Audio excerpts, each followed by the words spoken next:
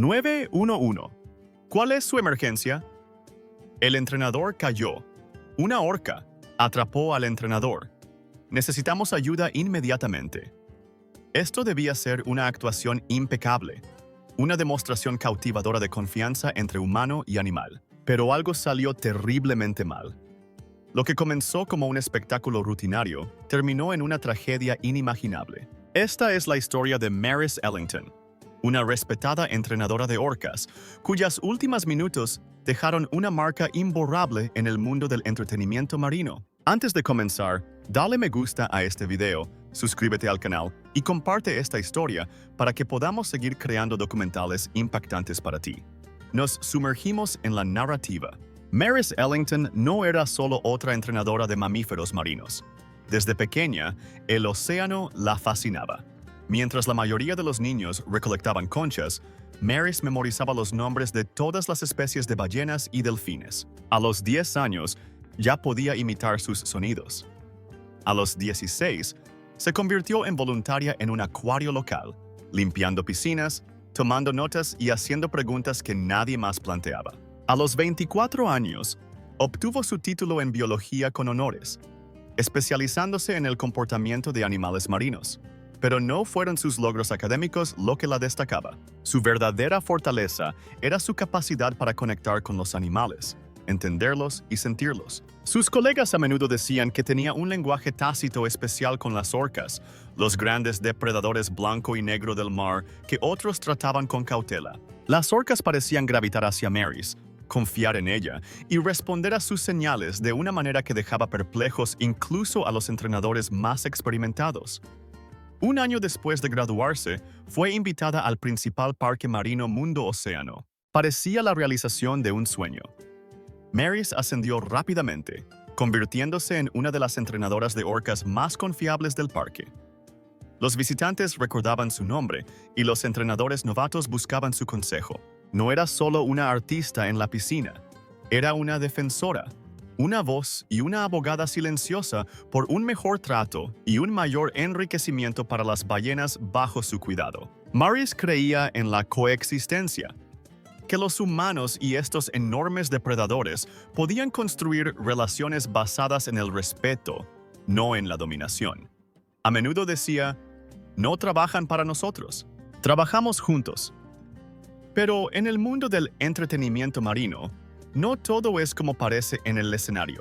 Detrás de las sonrisas, los saltos perfectos y las olas sincronizadas, hay criaturas complejas, inteligentes, emocionales y a veces impredecibles. Y Maris lo sabía mejor que muchos.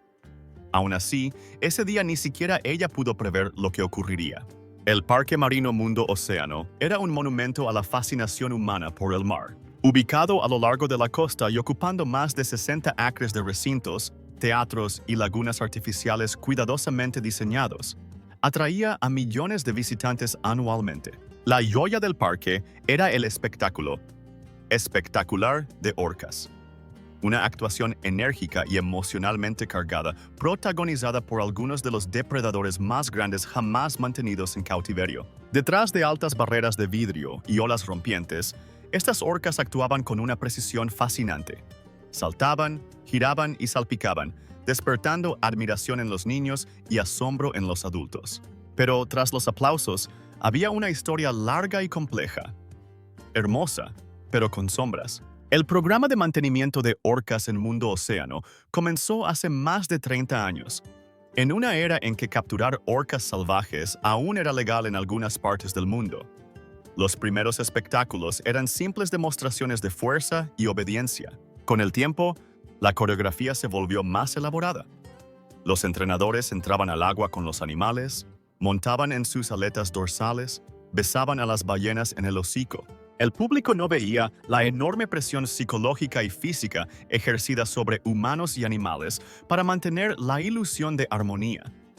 Entre las orcas de Mundo Océano destacaba un enorme macho llamado Cairo, que pesaba 11,000 libras. Capturado frente a las costas de Islandia cuando era cría, Cairo había pasado más de 20 años en cautiverio. Medía 23 pies de largo. Era imponente, musculoso, con aletas anchas y profundas cicatrices en los costados de peleas por dominancia con otros machos. Los entrenadores lo describían como inteligente, temperamental e impredecible. A lo largo de los años, hubo varios momentos peligrosos con él, ocasiones en que no respondía a las órdenes, mostraba signos de irritación o comportamiento territorial hacia el personal en la piscina. Estos incidentes no resultaron en lesiones, pero fueron registrados en informes que rara vez salían de los registros internos del parque. Expertos en comportamiento de mamíferos marinos llevaban tiempo advirtiendo que las orcas, especialmente los machos en cautiverio, pueden desarrollar anomalías conductuales. En la naturaleza, estos animales recorren hasta 100 millas al día, viajando en grupos familiares estrechos y formando lazos sociales complejos. En una piscina de concreto, aislados de estímulos naturales y a menudo mantenidos en grupos artificiales, acumulan frustración. La doctora Elaine Satterfield, una conocida bióloga marina y ex consultora de Mundo Océano, dijo una vez: "Cuando tomas a un animal como una orca de su entorno natural, no solo lo pones en una piscina, pones su mente en una caja, y a veces se rompe". A pesar de las advertencias, Cairo seguía siendo una estrella. Atraía multitudes, actuaba y, lo más importante, confiaba en Mary's, o al menos lo había hecho antes.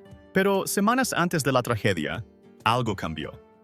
Cairo comenzó a flotar sin vida en la superficie, se volvió menos receptivo a los entrenadores y chasqueaba las mandíbulas con más frecuencia, un signo conocido de irritación o dominancia en las orcas. Las señales eran sutiles, pero estaban ahí. La mañana del ataque, la superficie del agua estaba tranquila, engañosamente tranquila. Nadie sabía que algo hervía debajo. El 17 de febrero fue un día soleado en el parque marino Mundo Océano.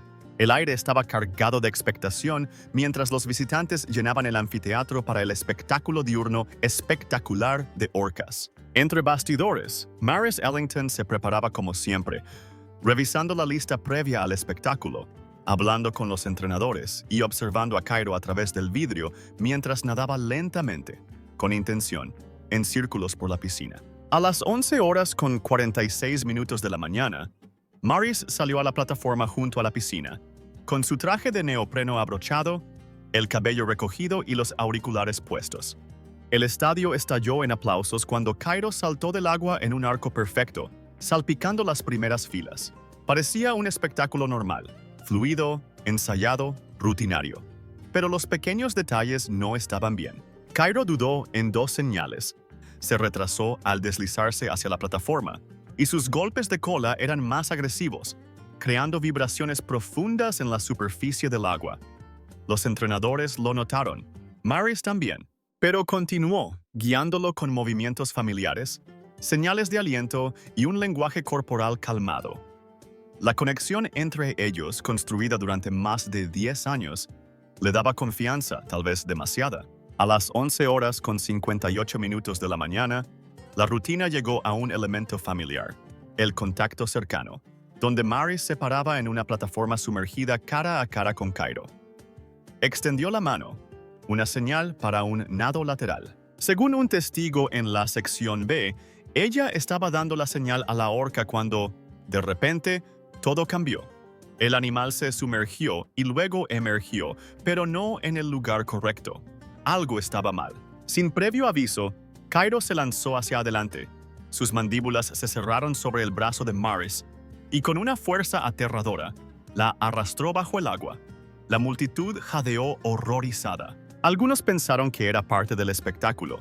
Otros supieron de inmediato que no lo era.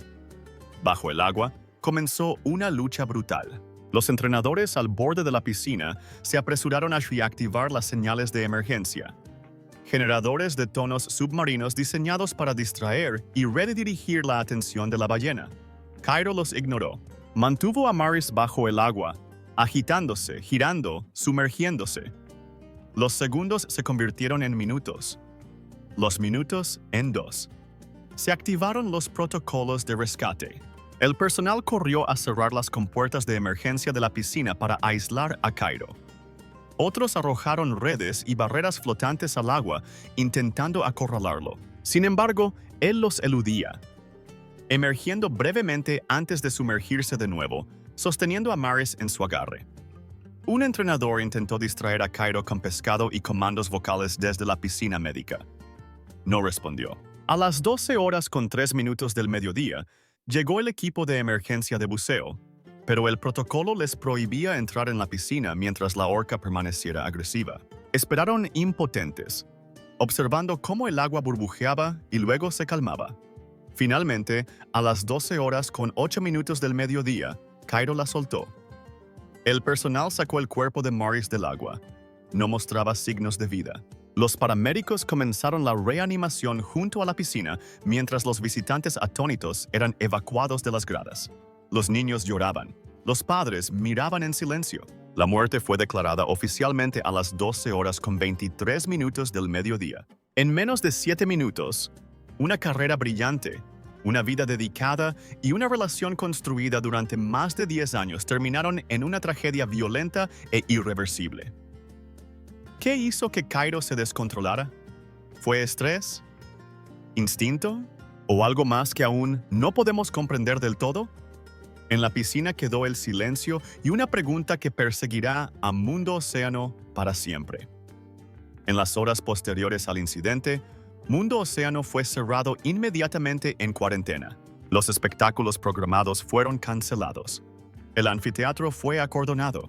Poco antes del atardecer, se emitió un breve comunicado de prensa.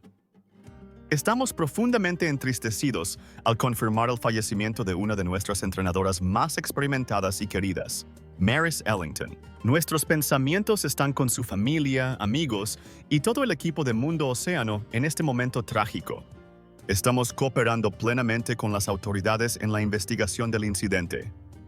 El parque se negó a responder preguntas adicionales. La Administración de Seguridad y Salud Ocupacional, OSHA, por sus siglas en inglés, inició una investigación de inmediato. Se notificó a los funcionarios federales de protección de vida silvestre. Los veterinarios comenzaron un análisis conductual de Cairo, y las horas de grabaciones del espectáculo fueron revisadas cuadro por cuadro. Se examinaron los registros internos. Se recuperaron informes de incidentes previos relacionados con Cairo, casos de los que el público nunca supo. El informe de la autopsia estuvo listo en 48 horas. Los resultados fueron devastadores. Maris Ellington sufrió lesiones extensas, contusiones en el pecho, abdomen y cuello, varias costillas rotas, un hombro dislocado y una hemorragia pulmonar. La causa final de la muerte fue el ahogamiento tras una prolongada inmersión bajo el agua. Sin embargo, el forense señaló que, incluso sin el ahogamiento, las lesiones internas podrían haber sido fatales. Los detalles se filtraron a la prensa en pocos días, y la reacción del público fue inmediata y tumultuosa. Los medios de comunicación publicaron titulares que conmocionaron al país. Orca mata a entrenadora experimentada. Tragedia en Mundo Océano. Kosatka se vuelve mortalmente peligrosa.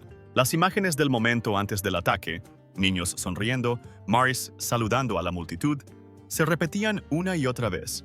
Los comentaristas debatían sobre la ética de los espectáculos con animales. Ex-entrenadores hicieron declaraciones. Uno de ellos dijo a express.co.uk: "Llevábamos años advirtiendo sobre Cairo. Esa ballena mostraba signos de estrés. Nadie quiso escuchar". Frente a la entrada del parque comenzaron las protestas. En pocos días, organizaciones defensoras de los derechos de los animales exigieron la liberación inmediata de todas las orcas en cautiverio. Las redes sociales estallaron con etiquetas: "Justicia para Maris", "Libertad para Cairo", #cerrar Mundo Océano. En las puertas del parque aparecieron memoriales, flores, fotos, cartas escritas a mano. Algunos lloraban a la entrenadora fallecida, otros exigían cambios. El debate dejó de ser solo sobre un incidente aislado. Se convirtió en un punto de tensión sobre el cautiverio de animales, los derechos de los animales y hasta dónde hemos llegado en la explotación por entretenimiento. Y a través de todo esto, una pregunta resonaba una y otra vez. ¿Se pudo haber evitado esta tragedia? Si es así, ¿por qué no se hizo? La tragedia de Maris Ellington no es un evento aislado. Es parte de una tendencia alarmante que ha perseguido a los parques marinos durante décadas. En el centro del debate hay una pregunta simple. ¿Vale la pena mantener en cautiverio a las orcas, depredadores inteligentes, sociales y de amplia migración? Durante años, la industria respondió afirmativamente. Los espectáculos son seguros. Las ballenas reciben buen cuidado. Los entrenadores son profesionales. Pero el ataque a Mary's, como los casos anteriores, destrozó esa ilusión. Hace solo 10 años, en el año 2010, la entrenadora de SeaWorld Dawn Brancheau murió por el ataque de un macho orca llamado Tilikum. Ese incidente conmocionó al público. Desencadenó una investigación federal, un documental contundente y un clamor público. La muerte de Dawn se convirtió en un símbolo de un sistema llevado al límite. Ahora, una década después, la muerte de Mary's reavivó las mismas preguntas y provocó el mismo dolor. Los biólogos marinos han advertido durante mucho tiempo sobre el costo psicológico que pagan las orcas en cautiverio. En la naturaleza, estos animales recorren hasta 100 millas al día, cazan, se comunican, cantan en dialectos únicos de sus manadas. En las piscinas, su mundo se reduce a unas pocas paredes de concreto, un horario estricto de alimentación y una rutina de actuaciones que solo superficialmente satisface sus necesidades mentales y físicas. En un artículo de Wired del año 2021, exentrenadores describieron el entorno de las orcas como una olla a presión. El estrés, el aburrimiento y la inestabilidad social a menudo conducen a comportamientos anómalos, autolesiones, agresión hacia otras ballenas y, en casos raros pero trágicos, ataques a humanos. El cautiverio no solo limita el cuerpo de una orca, sino que también altera su mente. La doctora Jen Sorensen, especialista en comportamiento de animales marinos, lo dijo claramente. Las subestimamos. Las orcas recuerdan, lloran, planean, se aburren. Y cuando eso sucede, a veces atacan. No porque sean monstruos, sino porque son seres inteligentes. Las similitudes entre las muertes de Mary's y Dawn eran sorprendentes. Ambas eran experimentadas. Ambas amaban a sus animales. Y ambas murieron en instituciones que habían sido advertidas sobre los peligros potenciales, pero decidieron continuar operando. La complejidad de la situación se ve agravada por el vínculo emocional de los entrenadores con los animales. No los ven como bombas de tiempo, sino como compañeros, como familia. Muchos entrenadores reconocieron que aceptaban conscientemente el riesgo, pero el público, observando desde afuera, comenzó a preguntarse: ¿debería existir siquiera ese riesgo? ¿Dónde está la línea entre entretenimiento y explotación? Las consecuencias de la muerte de Mary's generaron un impulso legislativo. Las peticiones reunieron millones de firmas. Los legisladores retomaron proyectos de ley estancados. El diálogo público pasó de la admiración a la preocupación, del asombro a la responsabilidad.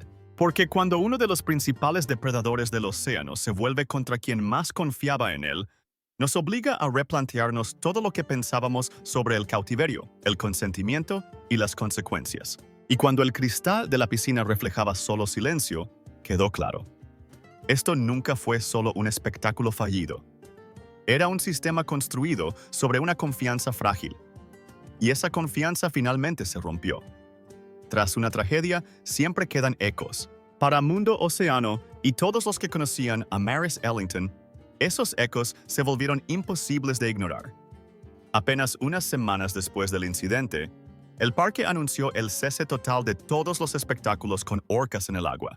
Los entrenadores fueron reasignados a interacciones en plataformas secas. Los protocolos de contacto fueron revisados. Los procedimientos de emergencia se reescribieron desde cero. Aunque muchos vieron este cambio como una corrección largamente esperada, otros lo consideraron una reacción vacía, demasiado tardía para salvar a Mary's. Aún así, los cambios continuaron. Se creó un nuevo departamento para supervisar el enriquecimiento y la estimulación mental de las orcas. Se invitó a consultores externos, biólogos marinos, conductistas e incluso antiguos críticos para desarrollar programas de entrenamiento más seguros y éticos. El programa de orcas, alguna vez el orgullo de la marca Mundo Océano, fue discretamente reducido. Pero el legado de Mary's no se limitó a las políticas. Su familia, devastada por la pérdida, decidió canalizar su dolor en algo duradero. El Fondo Maurice Ellington se estableció solo 6 meses después de su muerte. Su misión era apoyar la investigación de mamíferos marinos, financiar la formación en seguridad para quienes trabajan con animales y promover un trato responsable hacia la vida silvestre. Se otorgaron becas a estudiantes que aspiraban a carreras en ciencias marinas. Las donaciones llegaron de todo el mundo. Los colegas de Mundo Océano organizaron una vigilia con velas junto a la piscina principal. Los entrenadores permanecieron en silencio, con sus trajes de neopreno abrochados, las cabezas inclinadas. Las flores flotaban en el agua. Y Cairo, la orca que le quitó la vida, nadaba lenta y silenciosamente bajo la superficie. Amigos y familiares describieron a Maurice no como una buscadora de emociones, sino como una persona compasiva, una oyente. Alguien que creía que la confianza, incluso entre especies, era sagrada. Un ex compañero dijo, nunca trató a las ballenas como herramientas, hablaba con ellas como iguales, eso las hacía especial. Otro añadió, no era ingenua respecto a los riesgos, pero creía en su trabajo, creía en esa conexión. Para muchos, la tragedia de su muerte es inseparable de la belleza de su vida, una vida impulsada por la pasión, fundamentada en la compasión y dedicada a las criaturas que amaba. La historia de Maurice Ellington terminó en violencia, pero su legado vive en cada conversación provocada por su muerte, en cada reforma de políticas, en cada joven científico inspirado por su ejemplo y en cada orca que, en algún lugar, recibe un poco más de espacio para vivir como la naturaleza lo dispuso. La historia de Maurice Ellington es un sombrío recordatorio de la compleja relación entre los humanos y la vida silvestre. Es la historia de una pasión, de una mujer que lo dio todo por las criaturas que amaba. Pero también es una historia sobre el poder, el confinamiento y la delgada línea entre la confianza y el peligro. Su muerte desencadenó una conversación global, no solo sobre el cautiverio de las orcas, sino sobre las elecciones que hacemos en nombre del entretenimiento, sobre las jaulas que construimos no solo de acero y concreto, sino de ignorancia, lucro y orgullo. ¿Puede existir una verdadera conexión en un espacio construido sobre el control? ¿Podemos afirmar que amamos a un animal mientras le negamos la libertad que define su naturaleza? Estas no son preguntas fáciles, pero son necesarias. A medida que los parques comienzan a cambiar y las políticas se transforman, una cosa queda clara. Maurice no murió en vano. Her story inspired a deeper reflection on how we treat animals under our care. She became a catalyst for reform, awakened awareness, and placed compassion at the forefront. But the work is not yet complete. If Maurice's story touched you, made you pause, reflect, or question, let it be a beginning. Support marine conservation. Educate yourself about the realities of captivity. Share stories like hers. Advocate for those who cannot speak for themselves. Because behind every performance, behind every glass wall, there is a story. And sometimes it ends in silence. Thank you for watching. If this story was meaningful to you, please like the video, subscribe to the channel, and share it with someone who needs to hear it. Your support helps us continue telling important stories, those that are too important to be forgotten. Translated into Spanish. Su historia inspiró una reflexión más profunda sobre cómo tratamos a los animales bajo nuestro cuidado. Ella se convirtió en un catalizador para la reforma. Despertó conciencia y puso la compasión en primer plano. Pero el trabajo aún no está completo. Si la historia de Maurice te conmovió, te hizo detenerte, reflexionar o cuestionar, que sea un comienzo. Apoya la conservación marina. Edúcate sobre las realidades del cautiverio. Comparte historias como la suya. Aboga por aquellos que no pueden hablar por sí mismos, porque detrás de cada actuación, detrás de cada pared de vidrio, hay una historia, y a veces termina en silencio. Gracias por ver. Si esta historia fue significativa para ti, por favor, dale me gusta al video, suscríbete al canal y compártelo con alguien que necesite escucharlo. Tu apoyo nos ayuda a seguir contando historias importantes, aquellas que son demasiado importantes para olvidarlas.